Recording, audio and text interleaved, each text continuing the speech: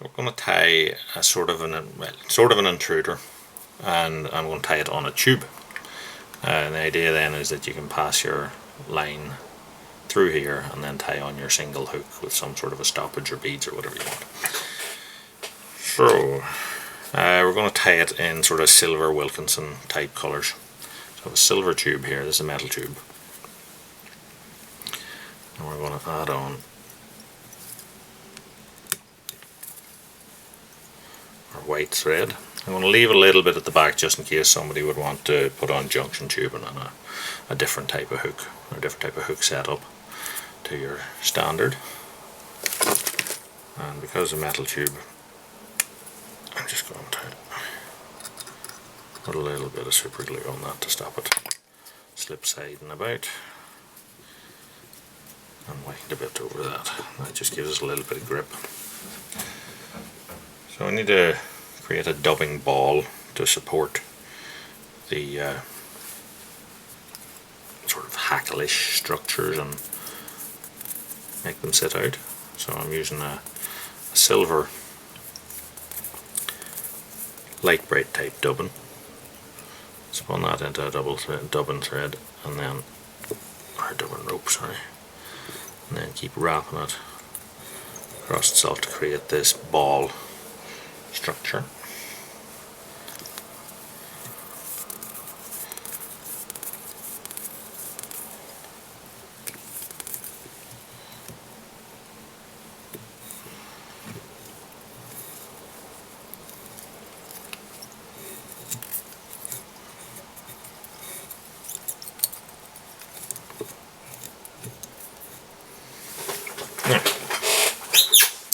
Use a variety of different things to make these types of flies. Lots of things like rhea and marabou and Arctic foxhair. Here I'm going to use a bit of like a dyed blue Arctic runner. I'll take a bunch of that. I'm going to let that splay all around the shank. Put on a couple of loose wraps, and then I'm just going to go around it, reposition it with my fingers until I get sort of like a fake hackle effect from it. Then once they're all in position, I'll then wrap up towards the back of the dubbing ball, and that will allow all this stuff to splay out, as you see.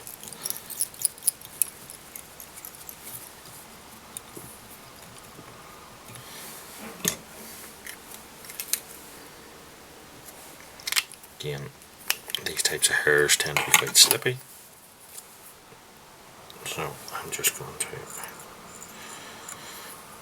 glue my thread again and just wrap over that.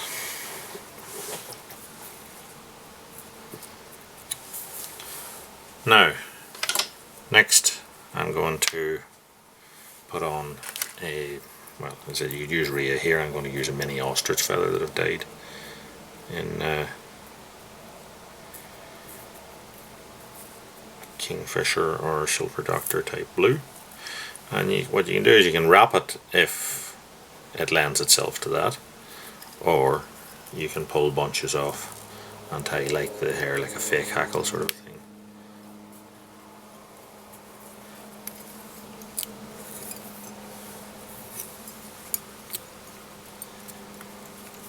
Hold it back on itself.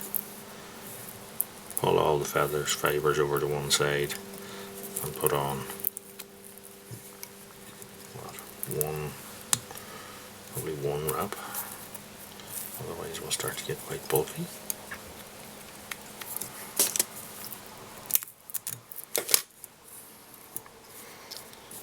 So the Arctic runner, because a little bit stiff, will support that and keep it flared.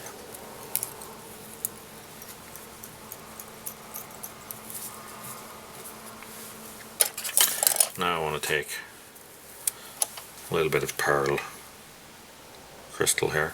I'm going to double that strand over so there's two strands. Tie that in on top it slightly to one side, then I'm going to fold this over to the other side towards use, and then fold it back on itself, so then I have 2 strands coming there as well. So I have 4 strands, pull them to the same length as these and cut them off.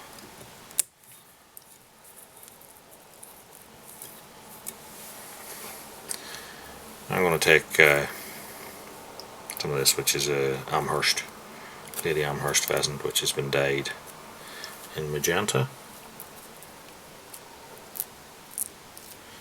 and I want to get little bunches of that the whole way around my shank.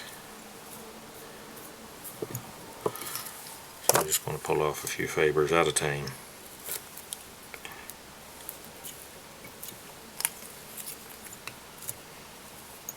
Tie them in, sort of splay them out. So the tie-in is slightly back of the final tie-in point.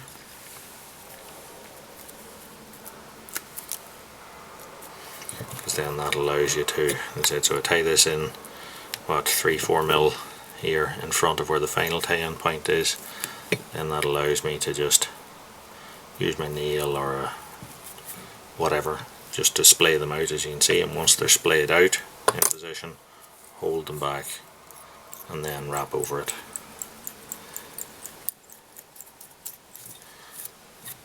So now we have our sort of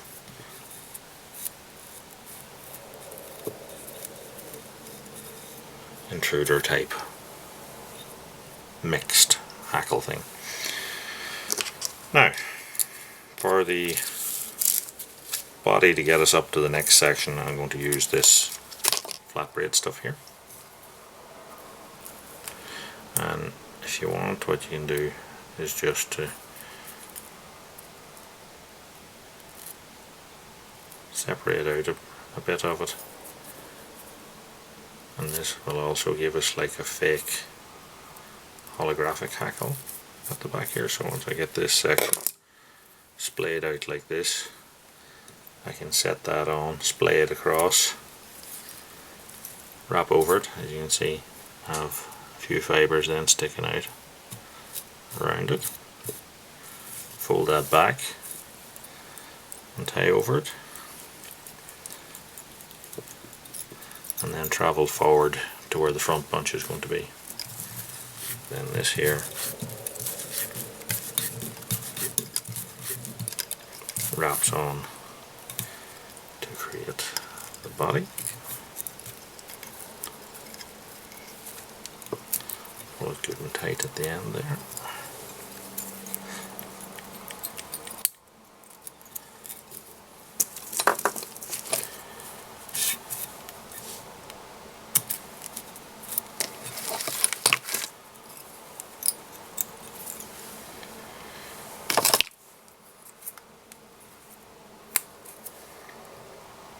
Again, I'm going to super glue this tie-in point. We're going to create another dubbing ball with our silver light braid stuff.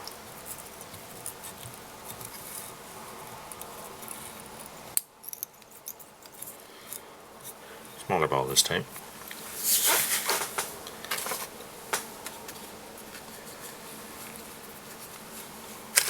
And then we'll repeat some of the steps before, not all. So I'm going to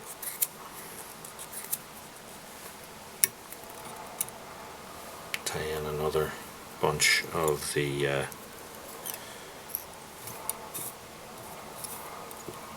Arctic runner.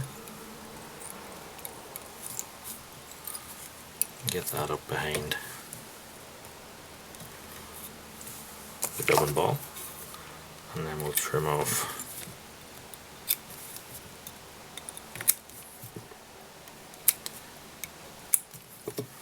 these ends of it.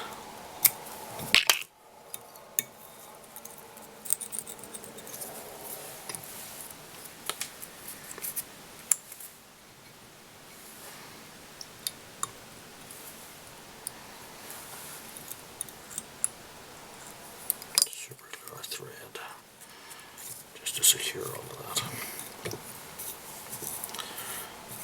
Okay, now what I'm going to do is put in some more of our magenta Amherst, and I also want to put in a few more strands of flash. This time I'm going to use a Mirage crinkle. I'm going to take a strand of that. At least I thought I took a strand of it. I'm going to double that over again. You could use this is a pearl or a blue pearl or black pearl or something along the lines of that there. Double it back and then trim that off.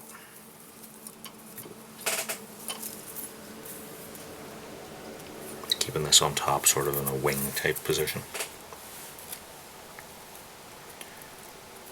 I'm going to take more of our magenta Amherst.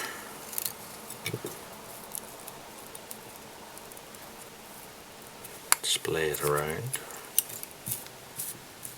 Tie it in position.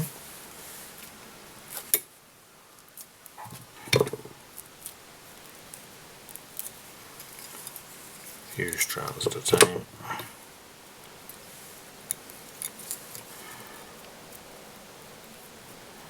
Splay them out a little bit. And once they're splayed, tie them down into position and trim off these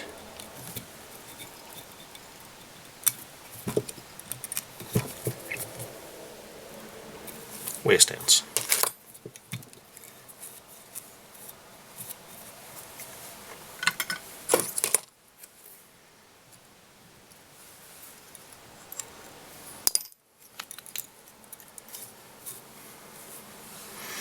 So next what I'm going to do is I'm going to wrap in a slapping type feather or a soft hackle, and here I'm choosing a sort of bright fuchsia pink one. Just doubling it, nip out the tip. So we'll tie in this hackle by its tip.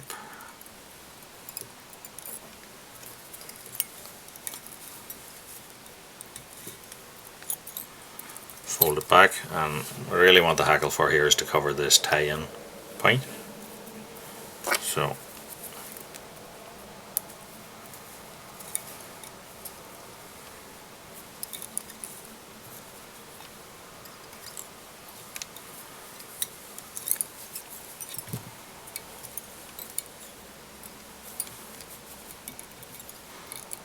double that back on itself.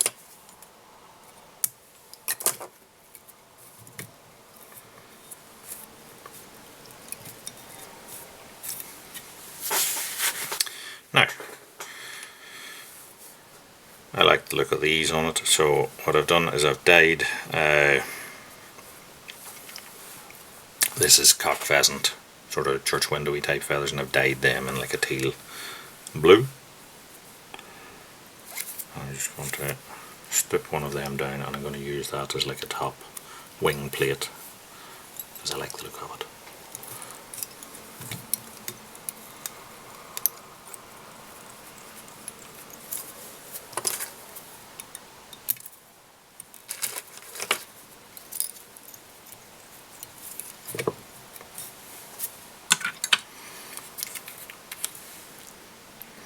So we're getting near the end of the fly now. I'm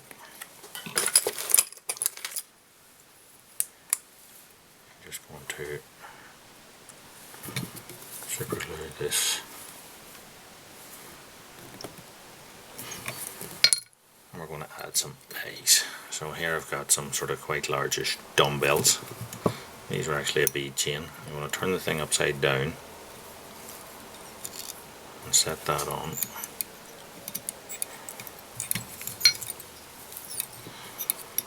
And then I need to figure of 8 wrap that on.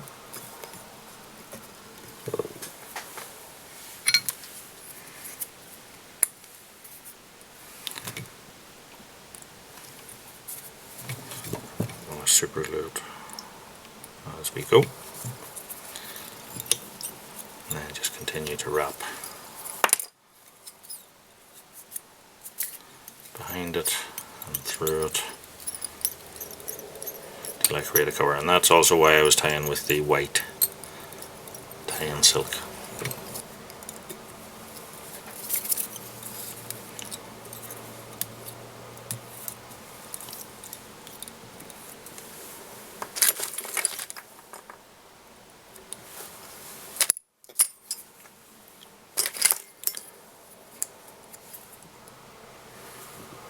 I'm going to coat all of that in super glue.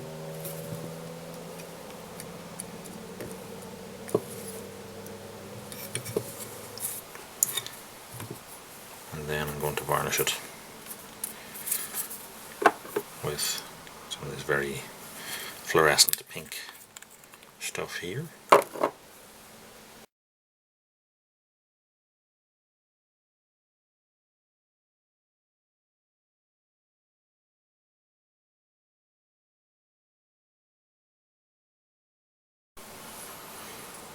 Alright, so we have several coats now of this fluorescent pink varnish stuff on it. Just to go ahead, a bit fiddly. So now you get the idea of the finished Wilkinson Intruder.